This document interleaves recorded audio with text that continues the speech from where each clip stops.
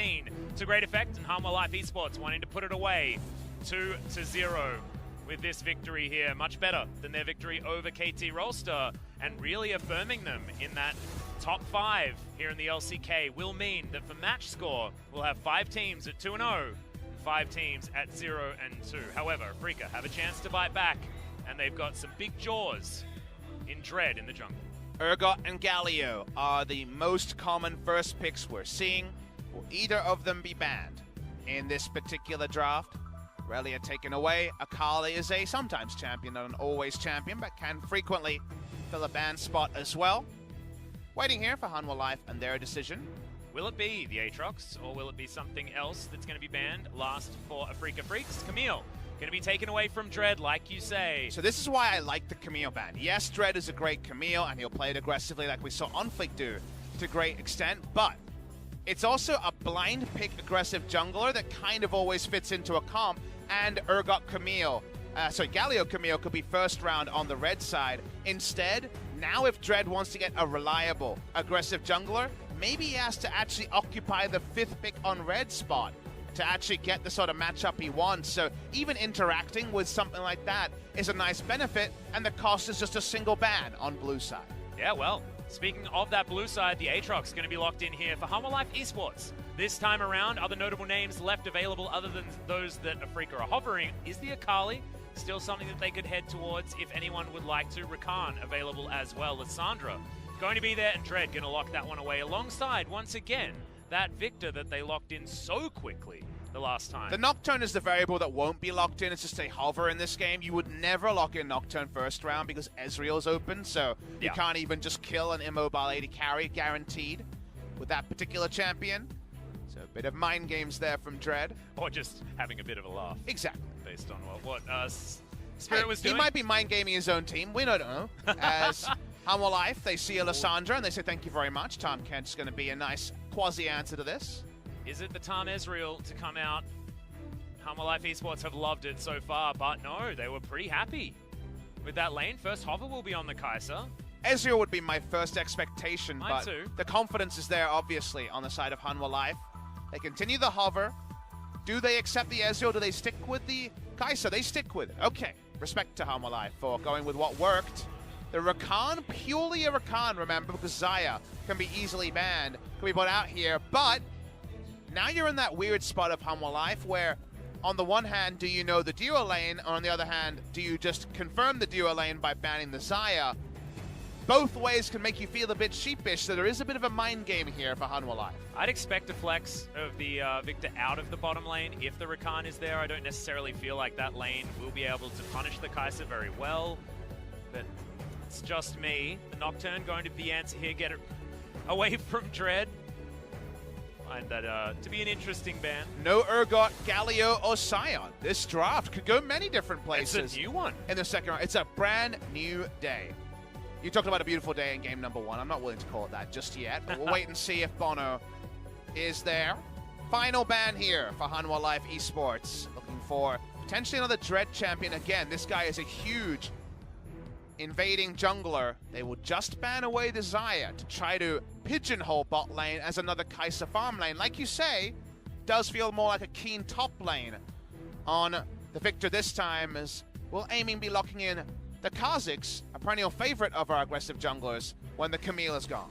Well, that is going to be the case, so they're going to hold on to that flexibility for as long as possible. Makes a whole lot of sense. I don't think last picking for Dread is worth it when you got flex picks that go this far. Bono thinking about the Sejuani. This would be a step away from where he's found success. Remember, that one loss that he had was on the Zac, a slower jungler, something that won't have that agency in the first few levels. 1 second to go. And it will be... Oh, no, it won't. It'll be LeBlanc picked up for Lava, one of his old favorites. And a champion that was banned in game number 1. Yeah. So maybe they had more of a read than we appreciated. Always cool to see a LeBlanc, one of the few non-flex picks we see in the current meta. And Bono adjusts because, well, Lava and Bono don't want to be dictated to. They want to be dictators. They're doing the best Castro here because they've got the LeBlanc and Olaf to do some invading and play on the front foot. Whatever ends up being the lane assignments, we've never had a Nico or Garen, the only 2 champions never picked in the LCK. That stat will continue. A draft that was screaming for an Ezreal gets one, but on the side of Afreeca Freecs. Yeah, the draft was screaming for it. Wasn't on this side of the rift, though, as aiming will be picking that one up. Ezreal Rakan certainly got a lot of slipperiness there towards the bottom side of the map, but can they punish Ki and Sangyun enough on this hyper-scaling bottom duo?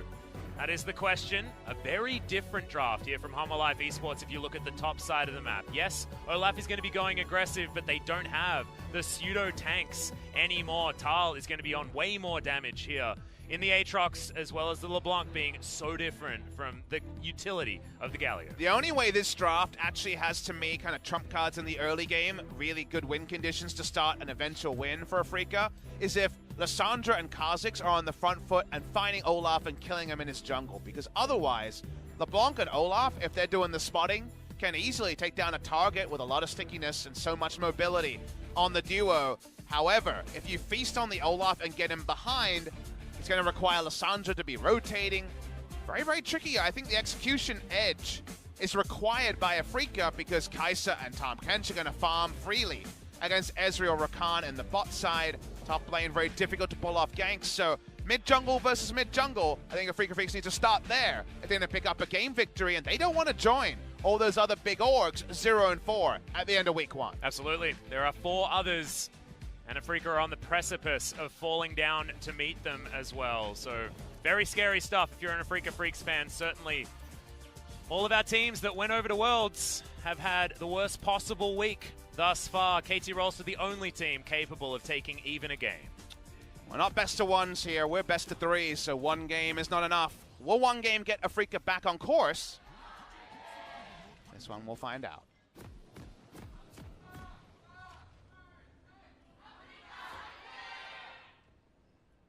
And unfortunately, guys, we are going to start the game with a little bit of a pause. As you can see, we get this beautiful zoom out, though, in sepia mode, and see that everyone is in very defensive formation. And so now we get to see our beautiful visages as well. Can we just say faces? No. I don't want to be a visage. Why? It makes me sound like a mirage. I'm real, I promise. You're a facade. A facade? A facade, if you will? That's closer to face. I'll take that sounds like one. the mid laner of SKT. Faker? Yeah. Oh, Faker, I think, is who you were talking about. It rhymes with shaker. It does, which rhymes with shaker. Well, it seems like we're having some headset issues for Proud. Some Proud headset issues, if you will. Yeah, I wouldn't be that proud. Sorry, it was his mouse. Take it all. Oh, it's generalized. I take it all back. It's not a headset issue. He must be using a Sennheiser headset because, of course, would never have an issue at all. But the Afreeca Freecs having a few more issues than just the mouse of Proud. Just so many more issues than we could have predicted because, again, like, what a badass top side of the map. It feels like if you're the GM who's in charge of making these decisions, you're like, man, I got keen Newcastle spirit. Like, that's right up there. However, the KT guy was pretty happy too.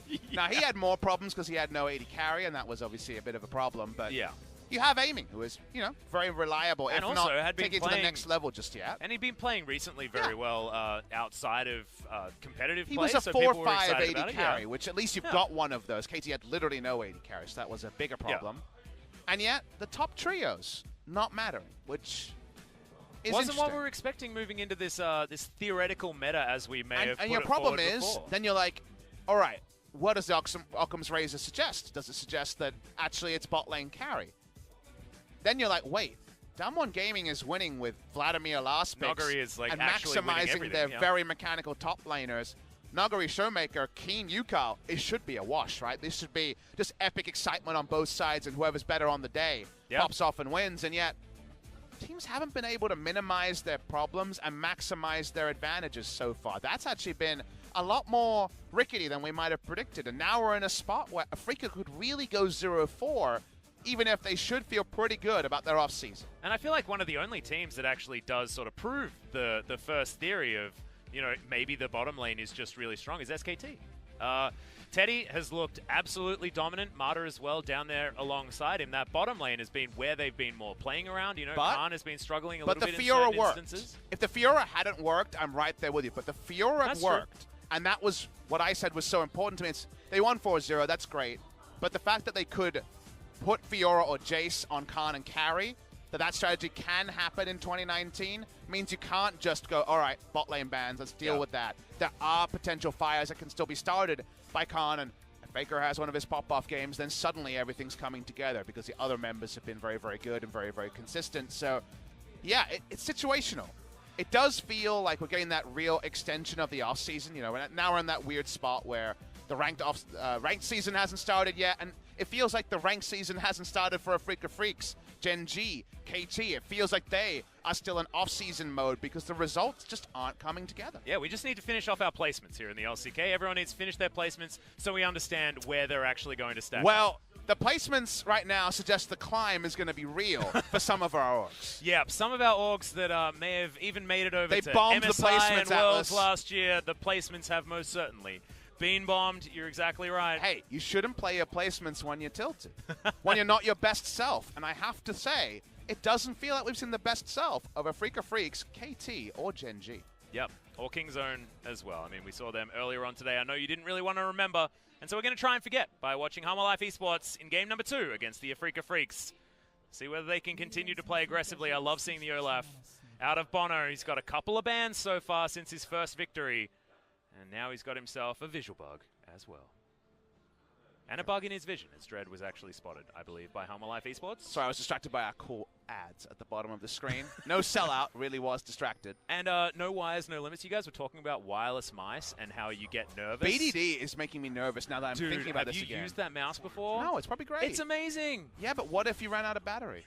Oh, that's awkward. Speed. He has 40% attack speed if you got W. Didn't skill the W. No award for you. Feels bad. He wanted to throw axes, Papa Smithy. Can you deny a man an axe? Hey, ask him a question. Well, he axed us a question, and we said you should have taken W. I've never seen that Aatrox skin. Is that Prestige Aatrox? Yeah, it's the one that everyone loves on Reddit. I mean, it looks pretty cool. What's not to love, right? Yeah. I like Blood Moon. That's my personal favorite. I feel like we're going to get a note from Riot now. Yeah, we are. It's going to say, nice job, guys. Freelance casters, by the way. There we go. Well, Yukal, he's going to get electrocuted, but still win a trade here in the mid lane. Can be a little bit difficult in the earlier levels here for the LeBlanc, but Lava gets onto a champion that has been banned away from him in games past, and we'll see whether he's going to prove himself or not. Level 1 can actually be really painful if you go for the Mirror Corrupting Potion start. You can opt into some of those Lissandra trade damage, just out-damage her, so nice little stuff there from Lava. No cleanse because of the respect of the potential Lissandra into Kha'Zix's burst. Does mean the burst range is lower. We were looking for Yukal and Dread to invade on Olaf. Against a cleanse LeBlanc, you can be a bit more proactive, Atlas. That's a really cute read coming in from Bono as well, as he wanders over a ward, yes, but there's nothing Dread can do. He is all the way topside, trying to get that full topside clear. We'll be able to take down that blue buff straight into this Rift Scuttler.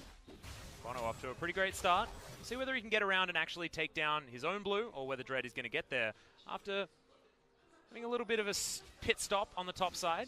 Dread spotted on that ward, pinged out immediately. And as that Rift Scuttler is taken, I believe Bono should be able to make his way over. Chains, are they going to land Yukal? Yes, has to flash, but can't take the tour. And the flash in from Bono picks up first blood, and his Olaf, again, has to be respected. Oh, what a disaster. They had the information edge. There was no counter game possible. Great play from Hanwha Life Esports. We said that Yukal and Dread needed to be the carry here in the early game, and it's already the reverse in game number 2. That early game navigation from Bono is on a complete other level, though. As he Who is this guy? And I don't know. He just took someone's name, and suddenly he takes the old Bono, throws it out, and the new Bono's so much better. If only you two could have done the same thing. Maybe Bono came off tour finally, yeah. And now we get to see him in the LCK. It's beautiful, as he's going to have a massive lead in the health bar against Dread. They're going to go for the smite battle. And the patience is running thin, and Dread is able to steal that one away. The inside track there from Keen. Going to give it over to the Afreeca Freecs, so good respect being paid there by Bono, but lucky that there's no 3-buff. And the point you mentioned earlier, being spotted on the vision. Now suddenly you can flash forward. The snare there was going to stop the glacial path, if you're wondering why he decided to keep going there. And just no way out. Well played by the duo there, and very good communication from Bono and Lava. Well, Tal here towards the top side. We'll see what he can make of this Aatrox. Taking a bit of a reverse matchup, but no Urgot in this game, so... That looks like a Keyblade, doesn't it? It does. Weird. I feel like so his sword looks very much like a sword, right? But I feel like the rest of his body is this weird white mess, and I don't really understand what it is. I feel like that sword will hurty him less than the previous sword looked to hurty. That's true. And is that a good thing or a bad thing? Probably False sense a bad of security, or I mean, a blunt sword, a blunt weapon, only Jax gets away with that. So, I don't know. Yeah, I remember the Reddit post, though, about how having a fishing rod was cheating. I mean, I wouldn't want to be hit with a fishing rod. No. Or be a fish and get caught by a fishing rod. I feel in both ways painful. It sounds awful. Well, Yukoda screams a bit. It's kind of a Lissandra thing to do. They really need to find a way with level 6 to actually punish specifically Bono, but Bono's going to be level 6 before too long. His early jungle's gone pretty well, and Dread can do some counter jungling, but not much more.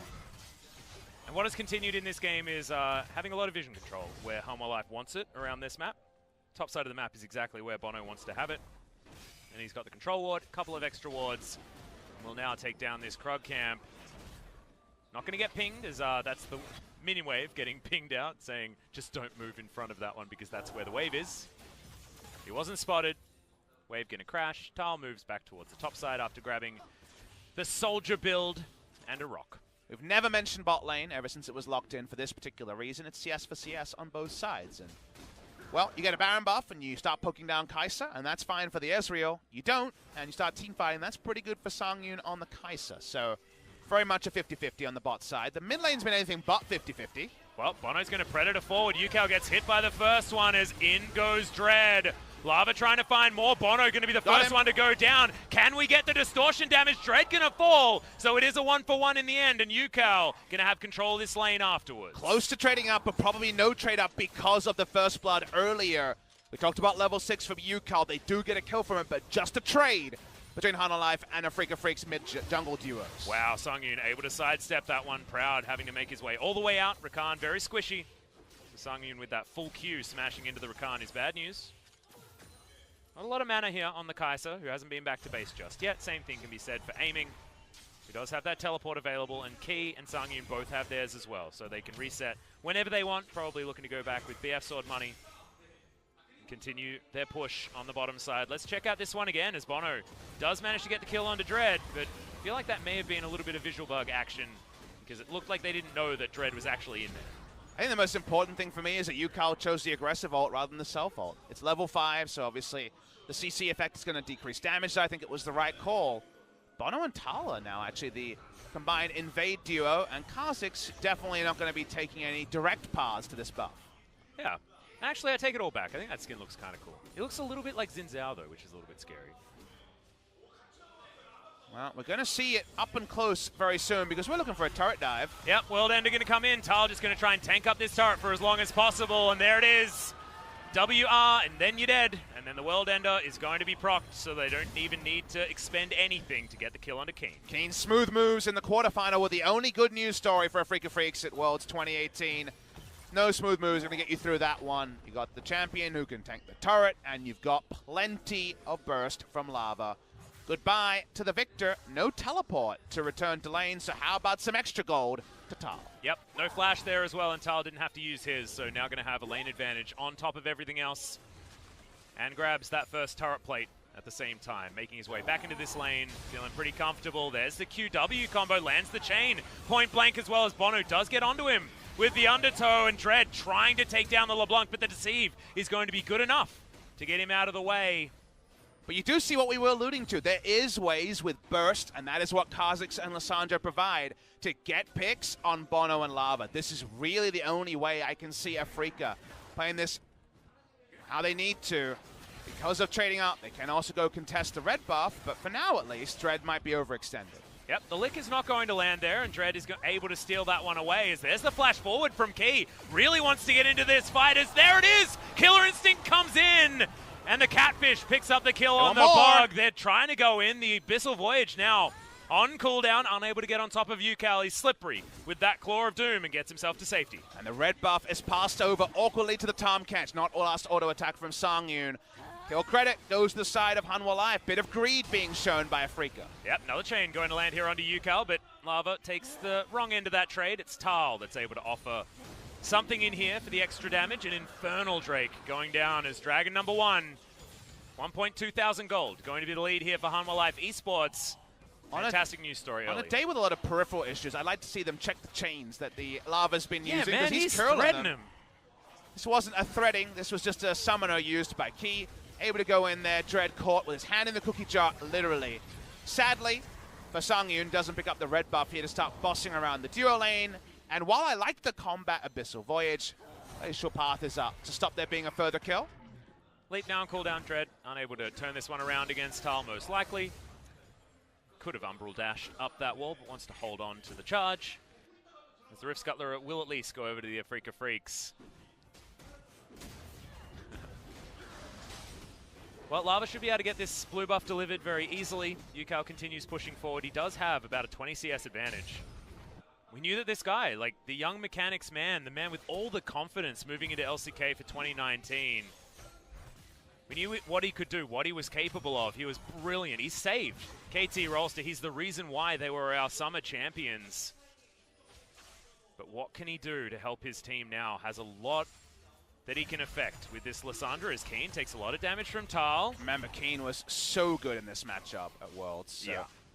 Turret plating's new, the matchup's the same, and Keen will be just happy enough to skate around and frustrate Tal. Just wanders around. I feel like it doesn't matter which champion he's on, he just understands how to play against this Aatrox, and Tal looking a little bit frustrated. I miss his Darius, if I'm going to be honest. Yeah, me too. If Summit can play it, why can't Keen? Exactly. As Keen's going to find a LeBlanc. There's another World Ender. The Umbral Dash is going to get him out of the way of the gravity field as Keen's trying to use that extra movement speed, but it just doesn't matter. Presses W in his general vicinity, and he dies. Short nerf on the duration, not enough. Still going to get the revive there is the Aatrox. He stands up. He feels good. He knows that Lava did the heavy lifting, and if Yukal's only getting most of a turret point there and turret plate, it's not enough. Well, Lava does land a little bit of a combo, but will take a lot more damage in return. 3-0 and 1. He's been roaming a lot, which is why the 20 CS gap is there. Yukal not able to make up for it with that one assist, so Lava will still be in a lot of control here in mid. I need to see Lava miss a chain. It'll make me feel better about my own play. Oh, man, I know. And I don't even play LeBlanc because she's too hard. Lets you know that I'm feeling very inadequate at the moment. Yeah, me too, don't worry. We're both in the old man club. Valdez is still in the I can play the game club, and he doesn't really dare depressing. play LeBlanc, though. No one would. Hey! Hey, there we go. He missed the chain. I feel like he did that for you. This is what... Nice chain, bro. Dude, yeah. Booths. I found a time to trash talk. Booths. I didn't have any time They seem to be able to before. listen all the time as Lava misses that chain as well, or doesn't actually throw it out. Cal gets out. Oh, dear. Take that, Lava. You got him. Only as good as your last chain, bro. How am I going to lose this series? There's a heads up. Brambleback going to spawn. Yukao coming over just to make sure that he can actually take it. Not going to deny the popcorn chickens either, but control ward vision available for Hanwha Life Esports around this top side. But a cheeky ward should help the Afreeca Freecs understand where the movements of this Olaf actually are. And Afreeca Freecs, if they could have the full information here, are behind, as you'd expect, but not in a Titanic way just yet. They still do have the ability to get a lot of burst onto one person, and that burst and the poke of Ezreal will serve them well in the mid-game if, and I mean if, they can stem the bleed. They need to make some smart moves in the future. Key has Ghost, so he can afford to be lumbering around a little bit on this time. He's got Swifty boots. That's my boy. Damn. Oh, my favorite boots in the entire game. As you know all too well, Pop Smithy. We did have a ranked team called Swifty Gunbladers for a reason. We did, and we built them on every champion you could. You know what? Purchase may vary on whether Swifty Gunblade was the right choice per champion. Jax was all right with it. I liked your Fiddlesticks. That was my favorite. Hey, I needed more crowd control. Gotta slow him, man. I get it. You get more drain value. It's so I could walk past them and terrify them in the other direction. I don't think Terrify worked that way at that point. Revisionist history. No one has that ranked history, yes. Atlas. Sorry. Okay, Hanwha Life, though, still feeling very happy. Moving towards that 3,000 gold lead is key. Avoiding a lot of these spells quite nicely. I want to talk about this bottom lane a little bit, because both of these champions are sort of 2-item power spike into late game carry in this sort of iteration of what Ezreal was, because Ezreal's been a lot of different things throughout the years, and at the moment with the double tier build, he does so much damage in the later stages of the game. Now they're not 100% the same in that way as bot lane. It's not the same as Proud is going to jump forward. Devour's going to be used to try and keep Sungyun alive, but it ain't going to work. Dread just explodes him. The Catfish going to fall down afterwards, and Afreeca Freecs find the kill on the back of their rookie in Proud. Proud's best moment comes 14 minutes into game number 1 of his career on the Afreeca Freecs. Very nicely done there. Proactive play gets them the Inferno as well. They'll get a charge in this mid lane, though, and Hanwha Esports are going to answer with first turret in the mid lane. First Infernal over for Afreeca Freecs, but Hanwha already have one of those in the bank. It's not going to answer the gold too much, and it looks like HLE is going to get some more work done here in the inner turret in mid. Won't be able to complete that turret, and Afreeca go bot lane. Try to get a bot lane turret of their own. They're actually pulling back very defensively here. They know the Abyssal Voyage could be used, and we know that it's been used a lot more defensively than Afreeca could have predicted. Yep. Gets them back to lane. No answering turret, but a nice moment for Afreeca in a week that's been pretty lean on those. Yes. Not going to actually have any effect on what the gold looks like, as this whole minion wave was scooped up by Hanwha, and now Lava is looking for aiming. Chain's going to miss once again. So Papa Smithy's happy about that. Hanwha fans, definitely not. He may be off on the chain, but it does mean that Ezreal fully disengages from the turret, and they take it down. So Hanwha get a second turret, Atlas, and that's much more the important bookkeeping than we need to do, rather than how many chains have been hitting lately. Let's watch the replay. This is really clean from Proud. Begins with the ult because he knows he's going to clip on the way, and he needs to clip Tahm Kench to stop the Abyssal Voyage from happening there. No Abyssal Voyage, no chance of living. A nice cleanup by Afreeca Freecs. Yep. Had the Grey Health at pretty much the perfect time, did Key, but it ain't going to help you if there's that much damage available for the Afreeca Freecs. How can Hanwha play around this now? Key has the answer. He wants to go and lick someone, I think. Get some more wards down, and this top side going to get cleared out by Hanwha. Set up some control here. Right now, the mini-map shows us not a lot of wards on either side. Just some global objectives going down 1 for 1. This will be Afreeca's first turret of the game. And the bottom side, the Infernals are also even between the two. This game, in fact, extremely even. The gold may tell you otherwise, but a lot of that will be shored up if another one of these turrets will fall down. I wanted to hit on Ezreal versus Kai'Sa, because we do say 2-item carry versus 2-item carry in many ways. The only difference I want to specifically talk about is if your mid lane have already got the bot lane turret and mid lane wave clearing, Ezreal is better because Ezreal in that case has poke. However, the 2 items on Kai'Sa, better for team fighting. If you can actually use your Kai'Sa ult to gap close, that's where your 2-item spike is stronger. Speaking of 2-item spike 80 carries, Amy has to run. And there's a lot of gap close coming. Yeah, Abyssal Voyage, but that's right into the quickness. A lot of damage now, but Sungyun keeps himself alive with the Killer Instinct. And that is more kills coming in for Lava. Lands the Mimic Chains onto aiming, but he's not going to survive for that long. As Lava jumps on top of him, Keen finds himself on the wrong side of the rift as Tal is chasing forward. Afreeca he got him as well. He hit all 3 there. Mr. Lava. Lava popped off in that fight. The replay will confirm it. Sungyun's hunting for Victor. Wow, I thought that would have hit. That's sort of like, feels like the visual bug should have been there, but Sungyun's still going to be awarded the kill on the Victor. It feels like chains for Lava are like how Critical Strike works. He missed 3, so of course he has to hit the next 3. Yeah. Watch the replay here. This is really well done by Lava. He's far away. Iceborne Gauntlet proc slows him down. But watch the team fight. Starts off by being knocked up, frustrated at this point. But then from here, it's the first chain on Proud to kill him. The second one flashed into to get there. If we track him for the third, it doesn't end up being consequential, but he actually snipes Dread through about 700 minions on the top side. We are going to watch it. Let's watch it here. Watch this third chain, which, why did he even go for it? Gets that one as well. Legit awesome on his accuracy there. Well, he showed me. Yeah, that was just ludicrous. I'd report for scripting if I knew that it was impossible on these PCs. Well, this guy. He's walking the dog. He's actually just walking the dog. That's what he's doing today. He's just putting a leash on everyone. And this is why I was talking about a Lava Award during the Casper Cup, and to me that is defined as the award of a player who it's like you a had most improved, no expectations of, and then came together as one of the real big contenders. You could say a Smeb Award, but to me that's too much of a disparity from 0 to hero, basically. Yeah. But Lava went from 11th, 12th best mid laner in a league with 10 teams to easy top 5, 5, 6 worst.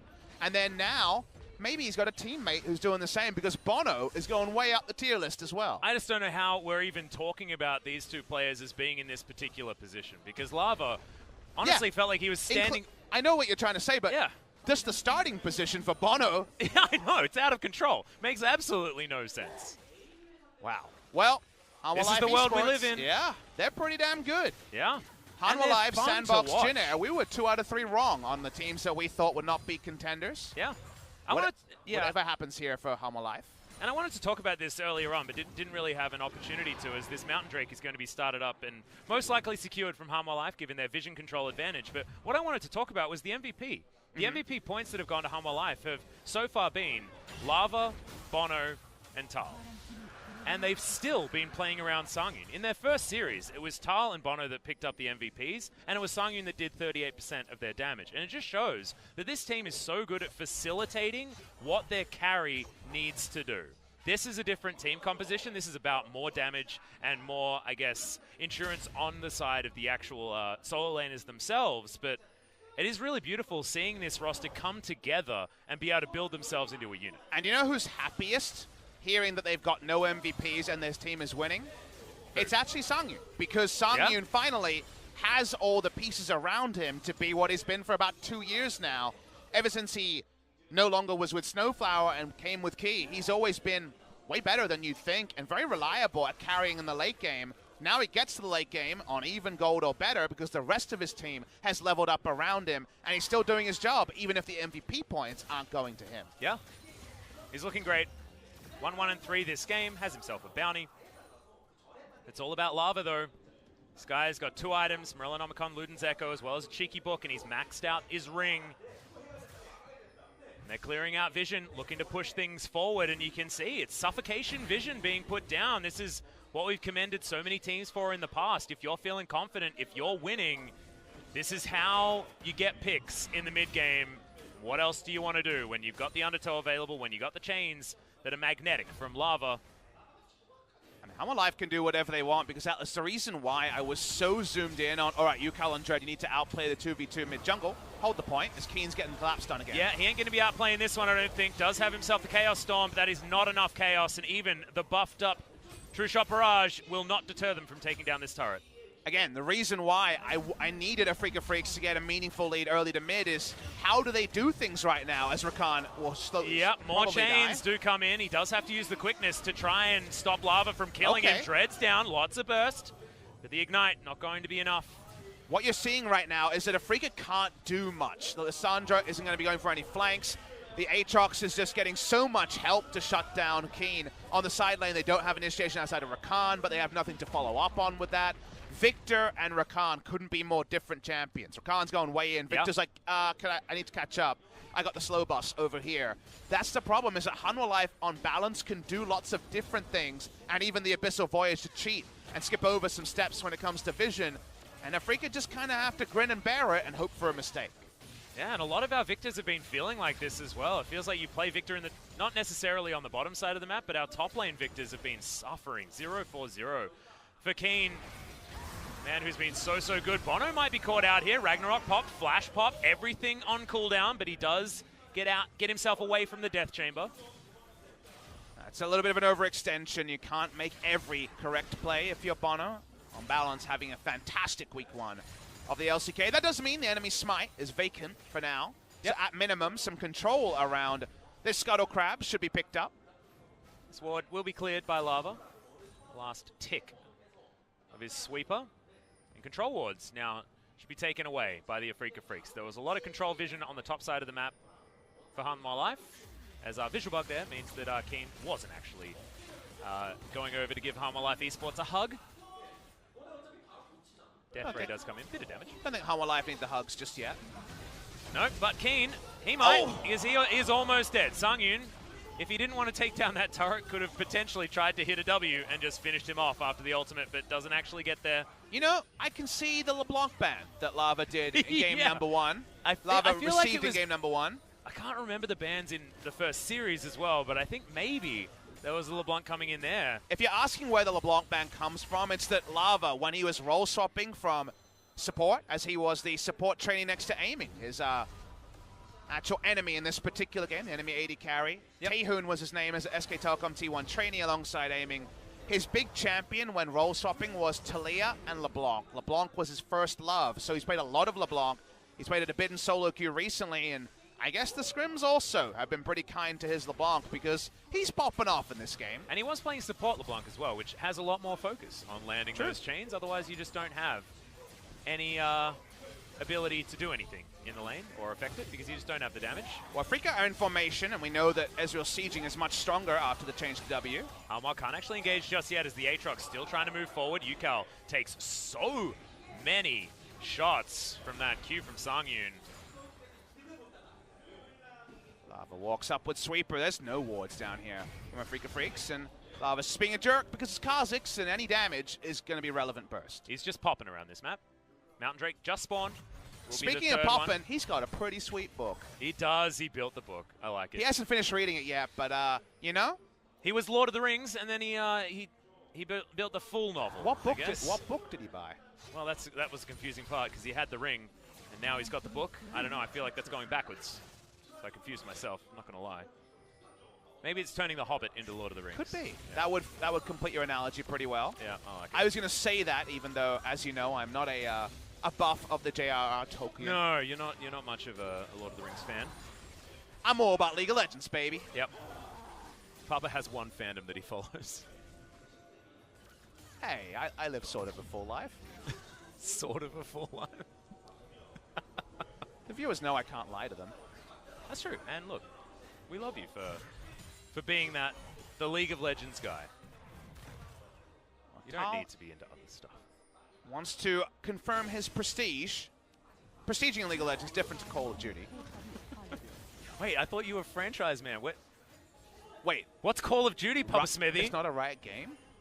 The Call of Duty is what I felt last year doing every single broadcast, Atlas. Oh, that's what it is. It's that's the why Duty you're doing to all the 5 LCK days fans. this week. I get it. That Call of Duty. Yes. Well, you have leveled up, Papa. Thank you. You have prestiged super hard, much like Tal.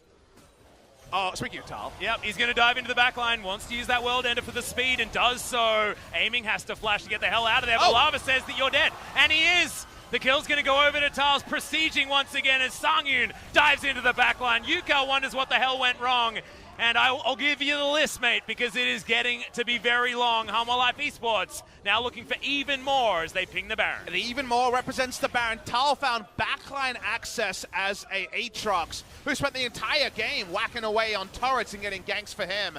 He returns the favor. Goodbye, Baron. It's even Tal's. As they back away, the gold lead is now out of order officially. It's 12,000 gold. Yep. How does Tal walk into the backline? This is very much the Michelin-style restaurant that had an opening for a walk-in, apparently, and Tal walks in. Sangyun joins him. Did you see what Lava did? Yeah, it did. Lava outplayed Proud about as much as you possibly could. Well, you could say... He flashed his whole body with the quickness, baited out the grand entrance. What? You know what? He read him like a book. And you know what? There we go. He even got a signature in there to the tune of 4. He did. 4 extra signatures. It's like the whole League of Legends dev team, Papa Smithy. From back in the day. I was going to say, I think it's quite big now. It is big now, but when the game was first made, that's about it. Biggest numbers from Yukal, but that's because it's a team effort on the side of Hanwha Life, and maybe that's, once again, building into the metaphor of LCK Spring, which is so much about doing it as a team, and it not being the sum of the names, but rather the sum of your practice and how on the ball you are. Hanwha Life are really on the ball. As the poke starts, and the siege split push does as well. And what we've been talking about when we talk about Afreeca Freecs being strong is, I might need to hold this thought for a moment. Key, Devour now on cooldown, flashes immediately after spitting Sangyun out. He has to flash now as well, grand entrance on top of the Catfish, and he's being given up for the Ghost as the rest of the map is being torn to shreds. Keen wondering where the hell his team has gone. Well, he knows the Kench may be benched, but everybody else taking turrets, taking inhibitors, 2 inhibitors down. 1 to defend in mid. Oh, Tal is just moving so damn fast. Tries to jump on top of Yukal, doesn't get any of the knockups, but they take down 2 inhibitors, and that is job done. Key, the sacrificial lamb. He's not a lamb, he's a Catfish, but still able to make the sacrifice for his team. Look, mixing our metaphors is one of our big things here on the LCK stream, Atlas. You know that very, very well. I butchered the Lord of the Rings one, so I feel like we can just go ham at this point. Well, Afreeca Freecs in danger of butchering this series. 0-2 is about as butchered as it comes. Yep. Fnatic managed better, but we won't talk about that. Yeah, let's not talk about that one. Hanwha Life Esports pushing through mid. 0-2 in a best-of-1 scenario is really impressive. Now, another level. Yeah, I'm very proud. Hanwha Life Esports, they just want to take the third inhibitor, and then the minions will do the rest. This one's going to go down, Tal. Once again, looking for that sweet play, but doing it with full vision available. Yukao going for the last desperation play. It didn't work out for Kingzone. Can it work out now for Hanwha Life? No! The first kill going to go over. Dread is going to fall down, but now Lava has all those pages torn out of his book. He's upset about that for the rest of his team. There for revenge. The knockups are now landing for Tal. Chaos Storm comes in. World Ender should keep Tal alive, but it doesn't even need to because the Nexus is being taken down, and Hanwha Life Esports get the 2-0 over Afreeca Freecs. The hopes are no longer alive for Afreeca Freecs, ending week 1 of the LCK with a single match win, and we get it confirmed that all those names count for so little in LCK Spring 2019. Afreeca Freecs, no match wins, no game wins to Kingzone, no game wins to Gen.G. A single game win to KT Rolster is the only game win for one of these famous old organizations. Hanwha Life are feeling good, and for good reason. They emerge with 2 match victories from a pretty tricky first week for them. Yeah, this is absolutely insane. The fact that Hanwha Life, after losing to KG Seoul in the Kesper Cup, the team of full amateurs, full rookies, come back, take down KT Rolster, followed by the Afreeca Freecs. Remember, 2 of the strongest teams in 2018. The top 2 representatives heading into Worlds for 2018. Just shows what a different year it has become. And not a lot has actually changed here on the side of Hanwha Life. The MVP, in fact, going over to Lava once again, the only man on the team with a double MVP. And the way he threaded the needle on those chains, I don't think there's any other option. Worlds 2018, the LCK was represented by KT Rolster, Gen.G, and one other team, of course, the team we saw here in the Afreeca Freecs. Between them, they have won a single game, no matches, and 2 of those teams are 0-4 Atlas. You'd be a betting man to say that any of those 3 teams will be representing Korea again in 2019, and that sounds like a short-sighted thing to say after 1 week's matches, but it also sounds eerily like an accurate thing to say because so much work is done for all 3 of those organizations, and they'll be happy they've got the time. They're going to need it. Well, if you look at the standings of 2018 Summer LCK, it's only Griffin that is still towards the top of those 5, standings. right? Everybody else is in the bottom. It's SKT up there with them, but they weren't a top 5 team 7th. at the end of 2018. Exactly right.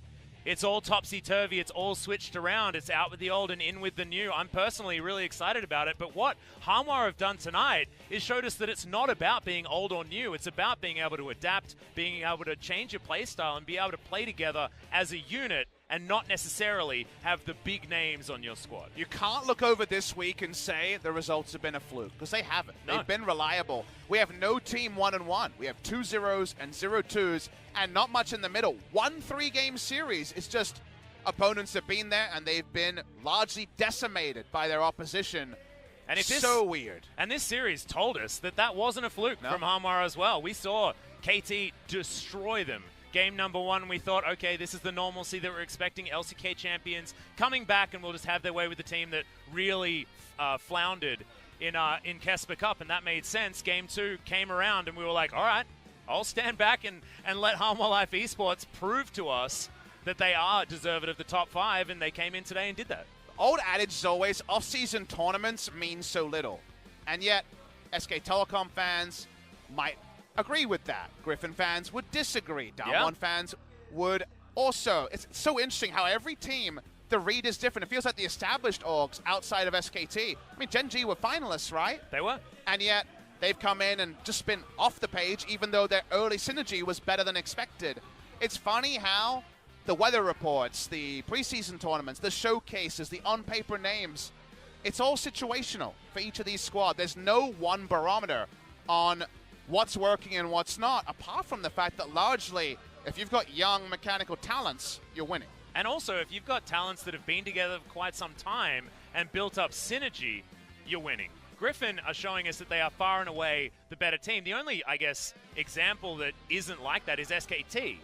But they didn't look as good as this in the Kesper Cup as well. They've now had time to build up that synergy. And if you read Clid's recent interview, which I know you did, we had a conversation about this before, it was about adapting, about changing playstyles. And that's largely to do with why SKT are looking so strong. I don't know if we'll ever get an accurate answer on this, but will the Afreeca change their approach? Because they're famously a team that shows nothing and is very insular. They play a lot of internal scrims. Maybe the internal scrims are giving them an off read, and you could argue the same was true in the second round robin after Rift Rivals in summer. So a lot of changes on Afreeca's coaching staff as well. So how much of the past can be really cemented? Keen, you know, he did his best in the matchup, but it was never a 1v1. It was a 1v3 again and again. And you might say, what else is happening on the map? Nothing good for the Afreeca Freecs. They could never use the pressure being off in other lanes to translate into any advantages. Watching the bot side here as Afreeca Freecs got that nice engage. Credit to Proud, marking his first good moment as a pro gamer on the highest stage in Korea. But Afreeca Freecs just outplayed so many times, and no one leaves with anything other than Hanwha Life being the deserved winners. Yeah, and look, Proud, he had some blunders, but that engage was beautiful. Honestly, didn't quite have enough to withstand what is Lava having the most incredible E button I have ever seen in my life. Hanwha Life just played this better as a unit. They drafted for exactly what they wanted to do this game. And Sungyun was a passenger once again, but that's exactly what he wanted. I agree. Tal comes in, had a very nice side lane. Watch Lava, just watch Lava. I'm watching. Flashes the quickness and gets over and gets the kill after baiting the grand entrance at the beginning. Gets in, gets out. That's the sort of series it was for Lava and Hanwha Life Esports. Watching the final moments here. Finally, the book is going to be stopped, but damn does it take a lot, Atlas. Oh man, I think that was a red smite that took him down in the end. We're going to see the damage. It is massive on the side of Lava. 16,000 isn't necessarily a giant number, but it wasn't a very long game, Papa. And he does it mostly in bursts. You don't see a LeBlanc at the top of the damage all that often, unless it's your solo queue game where he's 27-0 or something like that. And a Hanwha Life squad player is probably the only Hanwha Life person to be disappointed here. Mujin not going to be close to a starting spot with how good Bono has been playing. Let's hear more from Hanwha Life, and I hope we get some more probing questions into their preparation because, again, your data points of almost like losing to KG. I want to say almost losing for a second there. I forget. They got smashed. Losing to KG and then coming in and going 2-0 in match score. That's a lot of quick adaptation in less than a month. Yeah, we have to remember that this KG squad had actually won an international tournament, theoretically, in ISF beforehand. They've been playing for a while. They had some good players that are playing elsewhere. But yeah, you're right. It is definitely an amateur team. So losing is embarrassing. But they're not embarrassed anymore. That's 4 wins in a row. And we've got an interview with Lava coming up very, very soon because he will be your MVP like we announced earlier on. 547 damage per minute, 6-1 and 3 on the LeBlanc. And he's got it all. He's got the looks. He's got the flashy plays. Mr. Lava is so good here. And he was even relatable, Atlas. He misses chains. We saw them. Exactly. And then he hits all of the impossible chains to remind us that he's on another level. He is. Shaggy, eat your heart out. And I feel like there's too many highlight reels, to be perfectly honest. We're probably going to have to cut straight to halfway through the interview. We should just give a VOD link and show the 3 he missed and say, no, just go watch the rest of it. It's fine. Yeah, exactly right. Exactly right. Afreeca Freecs just felt like they were in a different game than Hanwha Life Esports. And the Hanwha Life faithful, the Hanwha fans have been coming in again and again, have had so much to cheer for until it mattered and then things fell away. Maybe it'll be different. They're shooting for 5th or better. Sungyun was very grounded. He can't afford to be the best team outside of playoffs. They just want to make the damn playoffs. Yes, and they have guaranteed 5th place now because they're the only team in the top 5 that have actually dropped 1 game. But they're still feeling damn good about that because that is still 2 series wins to end week 1 and all of the top 5. 2 and something as far as match wins 2 and 0 and 0 and 2 for the bottom 5. It's a weird story to start LCK 2019. And KT 6th because they won a game.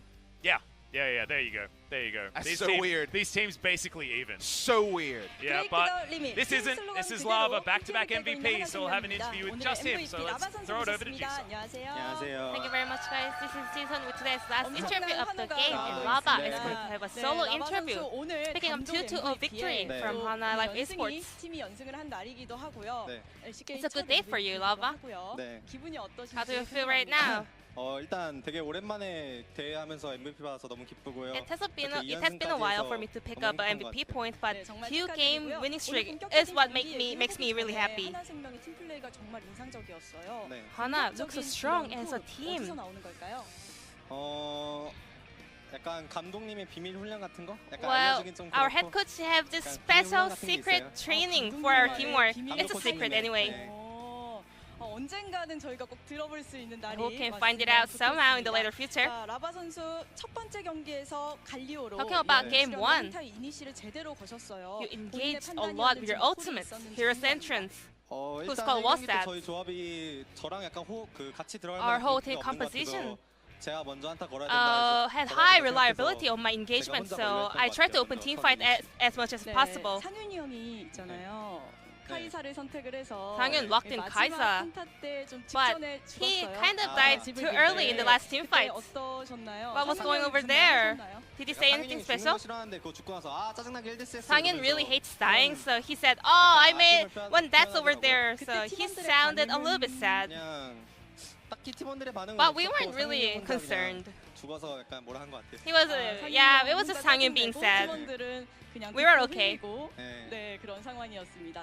자, 두 번째 경기. Then moving on to game 2. MVP. 다시 한번 All the votes went to 두 Lava's 번째 경기는 특히 LeBlanc. 라바 선수 밖에 보이지 않았다고 말해도 You were the highlight of game 2. 느낌이 있었는데요.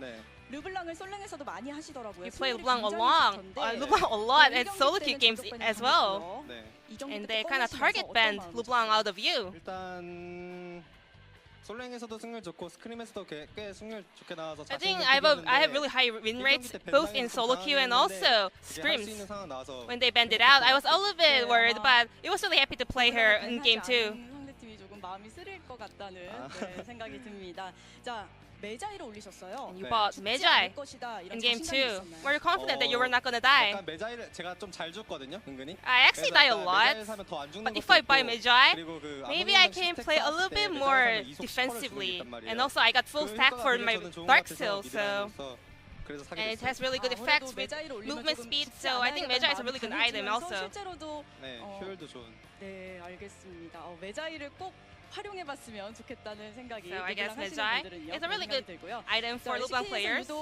약한 모습을 보여준 카이사, 상윤 형님의 카이사가 Kaisa actually has a very low win rate at LCK, but Sangyun played 2 Kaisa in a row. Was that his own opinion? 여러 가지 원딜이 있었는데 We had a lot of cards open, 좀 하고 싶은 표현을 많이 하긴 but 했어요. Sangyun, yeah, he kind of expressed that he really wants to play Kaisa, so we were trying to let him play it. 여쭤보고 싶었던 게 있는데 메자이를 올리고 So I have this one question. 마지막에 But after you bought Mejai, you died in the very last minute of the game.